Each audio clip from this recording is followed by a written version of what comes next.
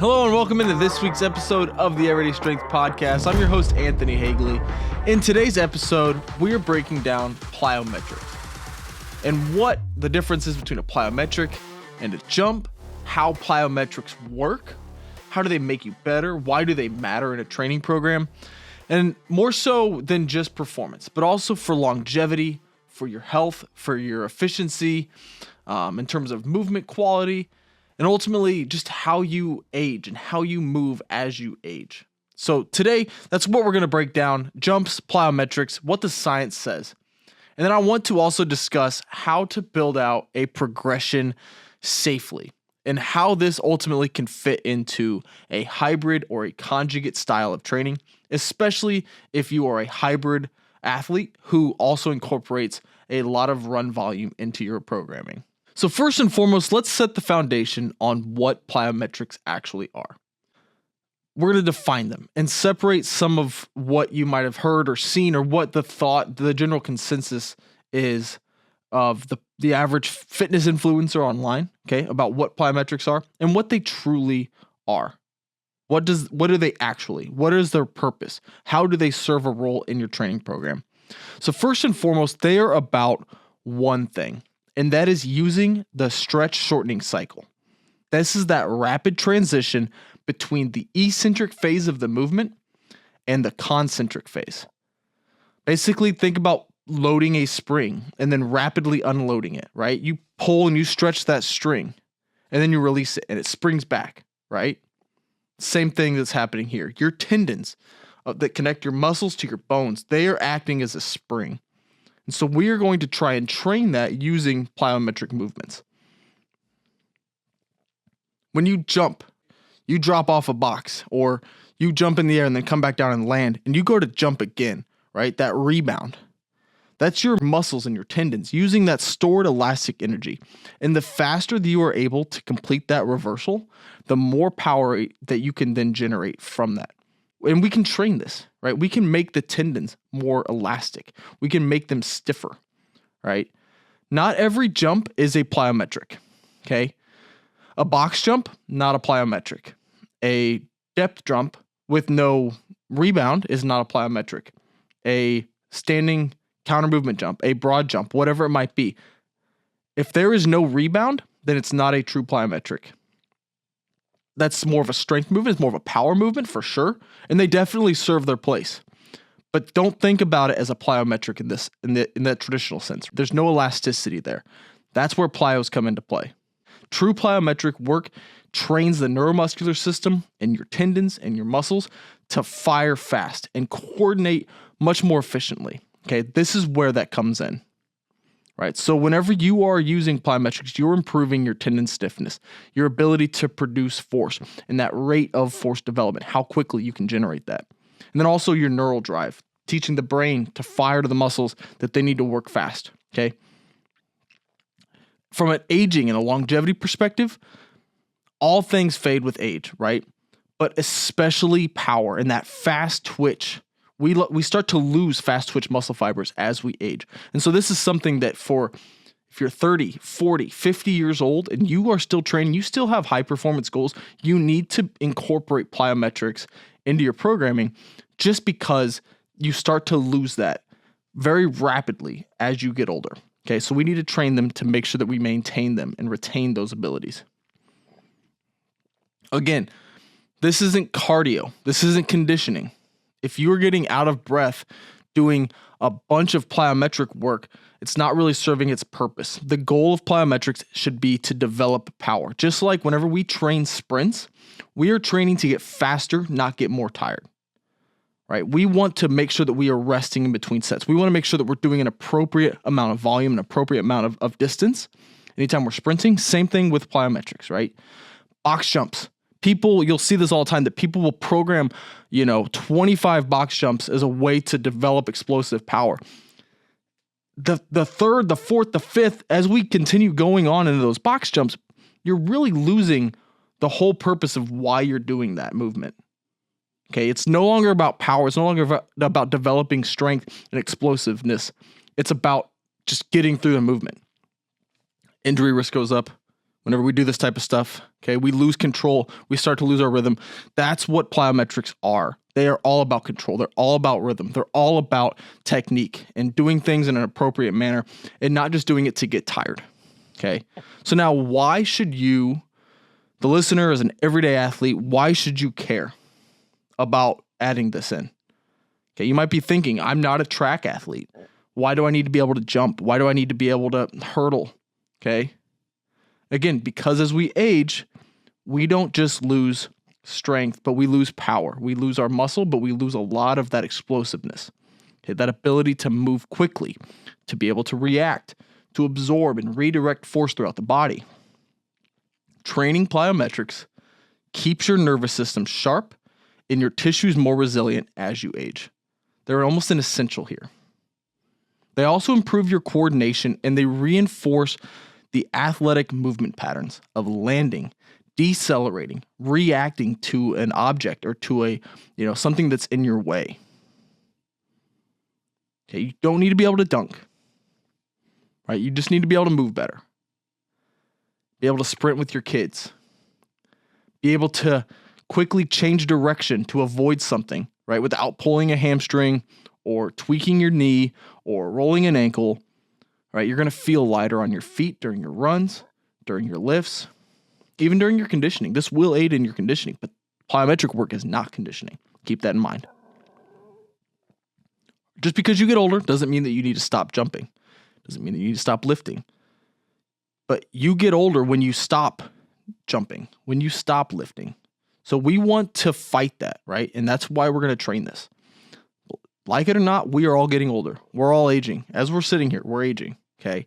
If we are not training the qualities that we want to have at whenever we are 30, 40, 50, then we're not going to have them when we're 60, 70, and 80, okay?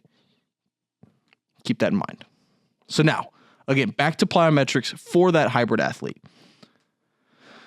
Where do they really fit in? Okay, these really shine for the hybrid athlete. Those who run 15, 25 or more, 40 miles a week, 50 miles a week. All right, if you're a marathoner or if you're more of a distance runner, they certainly serve a purpose. But if you're a hybrid athlete who maybe participates in CrossFit events, maybe you participate in High Rocks events, maybe you just enjoy running. Okay, you don't have to compete, but maybe you just enjoy running. You enjoy having the ability to go out for a run, and so you train that way. Plyometrics really shine there, okay? Running at its core is a plyometric activity. Every stride's basically a mini jump, okay? The ankles, the calves, the tendons there, they're always working. So every time you run, right, you load, you store, and you release that elastic energy thousands of times per mile. That's why improving the quality of your stretch shortening cycle through dedicated focused training of that spring system, that elastic system, it can make you faster and it can make you more efficient and ultimately more durable as a runner. One of the biggest things that whenever I coach athletes who want to incorporate running is make sure you don't get injured. That's why a lot of times I'll actually shy people away from it. If they're on the fence and they just think I need to run to do cardio, there's other ways to train your conditioning systems.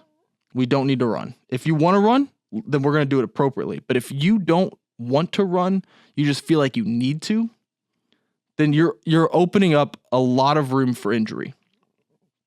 And again, if we want to be healthy and fit when we're 60, 70, and 80, then when we're 30, 40, 50, we need to be smart about how we're programming. So I will a lot of times shy people away from running. But let's say you are going to run. You want to run 15 miles a week, 10 miles a week, whatever it might be. Okay, adding in plyometrics is going to help maintain a lot of your injury risk. It's going to lower that, right? It's going to help you run better, but it's also going to keep you more durable. So keep that in mind. Okay, the stiffer that the tendons are, so your Achilles tendon, the tendons of your legs, in the right way. I don't mean like not being mobile, but I just mean like the stiffer that they are, right, the more elastic return you get. So that way, each step you're not muscling through it, but you're more so bouncing through that movement. Ultimately, what this means is you're going to improve your running economy. There's going to be less energy cost per stride that you make. It also strengthens that Achilles, your calves, your plantar fascia, right? Areas that a lot of hybrid athletes get really beat up through training. Most injuries that I see are in the calves or in the foot. And so by having stronger muscles that are more resilient, you're going to, again, reduce your chance of injury.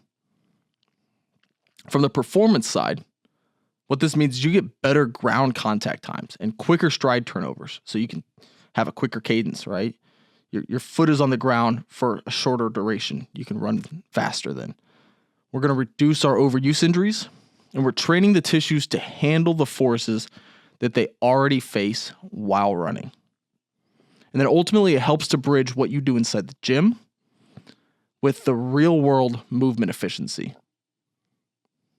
Okay, I've seen runners they lift and they get stronger, but not necessarily faster. And so adding plyos can really change the stride. It can change your running mechanics and allow you to just feel snappy again whenever you are running. So some practical examples for the runner are, before run, maybe after run, 2 to 3 times a week. You can do pogo hops. You can do skips like A skips, B skips to prime that elasticity and prime that rhythm. Maybe during your strength sessions, you do more jumps. So here we can do, like a box jump, maybe a med ball throw. Do these before the main lifts, and they're gonna help to, actually increase your strength on the main lifts. And then if you're in an off season or a kind of a prep phase, right, you can work on different bounding and hops, depth drops once, twice a week, again, to improve that reactivity. If you're logging miles as a runner and you're not doing plyometrics, if you're not jumping and doing skips, then you're only training half the system. So make sure that these plyometrics are included into your programming. Now, I've already given a few examples, but I want to, kind of walk through how to integrate plyometrics safely and effectively. I've been a part of some teams who, with our football guys, we did summer training, we started plyometrics. This is an example of what not to do, right? We had them do, some plyometrics, and within, I think, the second or third week, I think half the team experienced shin splints. Okay, that's what's not to do, right? We increased the volume way too high. They were not prepped for it. Ultimately, half of them got injured. Okay, so we want to make sure that we're programming this appropriately so that we do so without getting overuse injuries, without getting hurt. Okay, again, like anything, there's a progression, and we need intent behind the movements and the sessions. So the first progression is learning how to land. Okay, a lot of times this is already pretty common knowledge, but there's a lot of folks who will land with their knees all over the place, their ankles all over the place, and just not have the durability and the stability to land properly. So if you can't land well, then we don't want to progress you to rebounding yet, right? Examples here are like stick landings, just a depth jump where you drop off a box and you land. Altitude drops, okay? There's other low-level elastic work, so things like pogo hops. When we do pogos, right, we want to bounce on the ball of our foot and try to bring those toes up at the top to be able to then fire back down. So, you pull the toe up at the top of the movement and you come back down and you slam that foot back down, you rebound. We try to shorten the reaction time and we try to be very, very quick with our pogos. We can do ankle hops where we kind of maybe 10 yards, give or take, and you just literally you pop off the ball of your foot as you move down the track or down the turf. We can do different types of skipping, just a general skip, an A skip, a B skip, trying to learn rhythm, trying to learn that, forcing the foot down and snapping that foot and that ankle down. Other examples are like jump rope. This is one that I'll a lot of times use in a warm-up, especially for the people who aren't true runners or true hybrid athletes. And we'll just do jump rope, right? We're having to constantly bounce and react that foot. And so that builds that ankle stiffness. It builds that coordination. From there, we'll move into submaximal jumps. So things that are like a box jump at 24, maybe 30 inches. We'll do broad jumps, trying to jump further and further each time. We can just do basic vertical jumps. We can do them body weight. We can add weight. I love doing these with the kettlebell. Again, the focus here is on intent, not fatigue. We're not doing box jumps for sets of 25. This isn't CrossFit class. This is training to get better at life, right? Box jumps, broad jumps, vertical jumps. Those are your submaximal jumps. And then we can get into our true plyometrics. Things like depth jumps, where we drop off of a box, we react quickly, and we have to jump back up and back down. We can do hurdle hops, where we're quickly hopping over a hurdle. These aren't hurdle jumps where we jump over a hurdle, we gather ourselves, and then we jump again. These are up, over, rebound, over the next one, rebound, over the next one.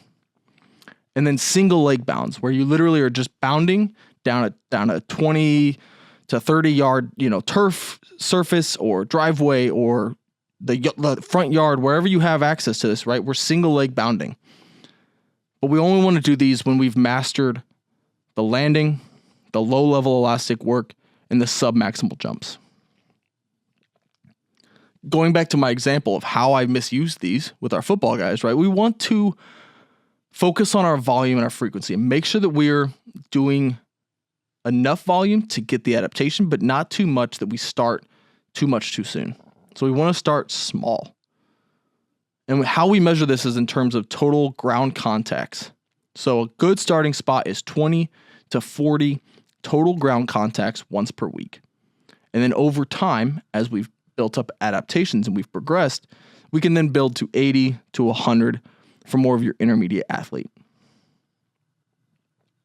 Hybrid athletes can sprinkle these in before strength work, as part of their warm-up, after a run, and ideally 2, maybe 3 times a week for the more advanced.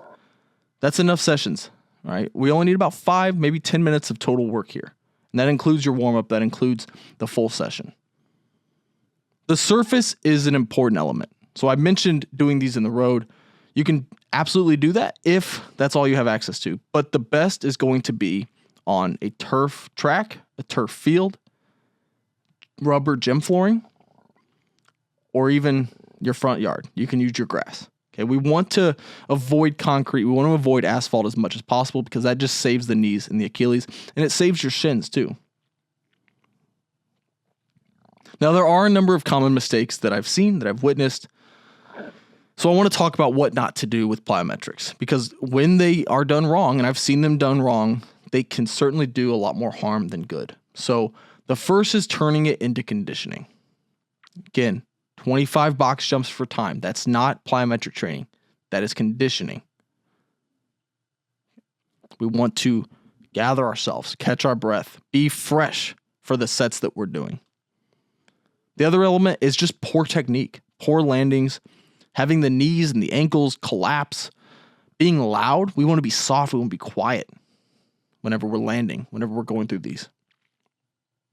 The other element is chasing height over the quality of the movement.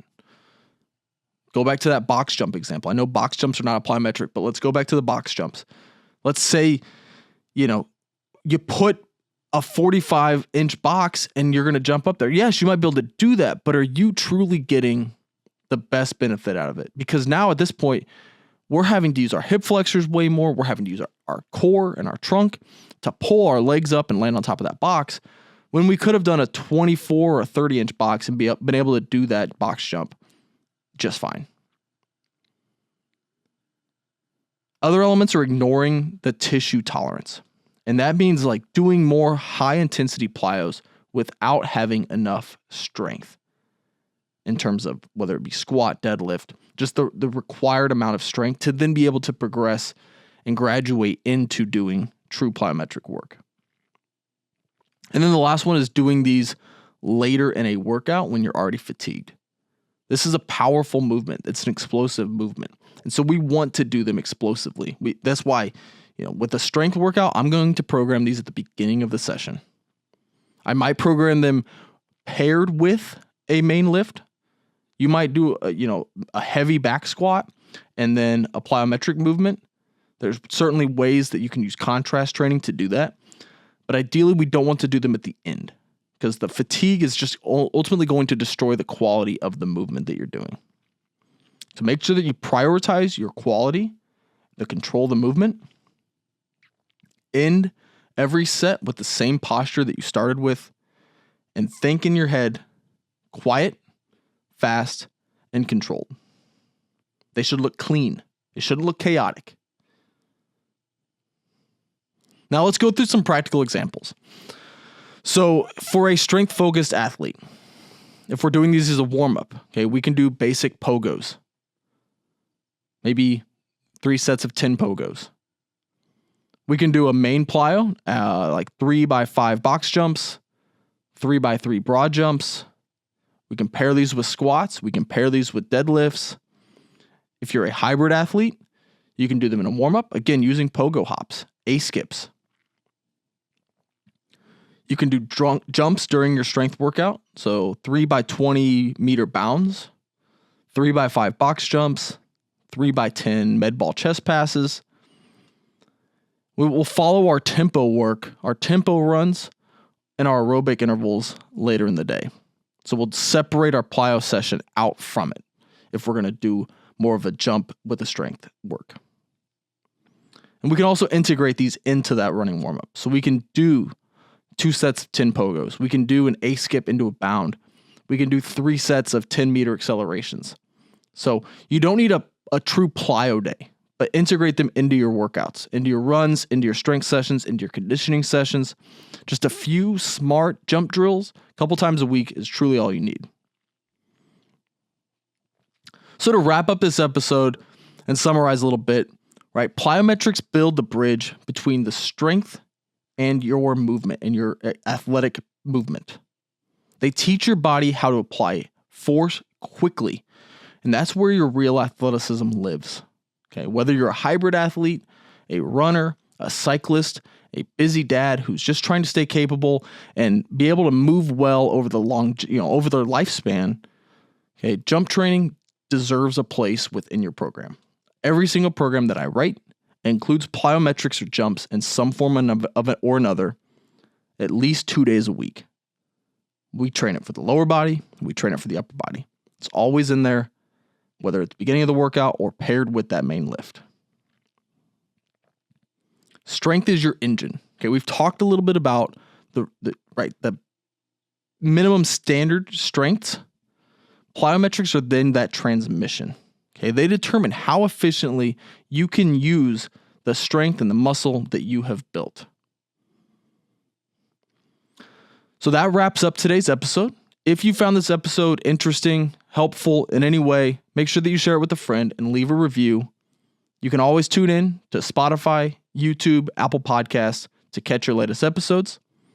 And make sure that you're subscribed to the Hagley Strength Performance Edge Network, right? That's where we send out a weekly newsletter and information resources for the everyday athlete to just get better and to just get stronger. Once again, I appreciate you for tuning in. I appreciate you for listening. And as always, continue to train smart. I will catch you next week.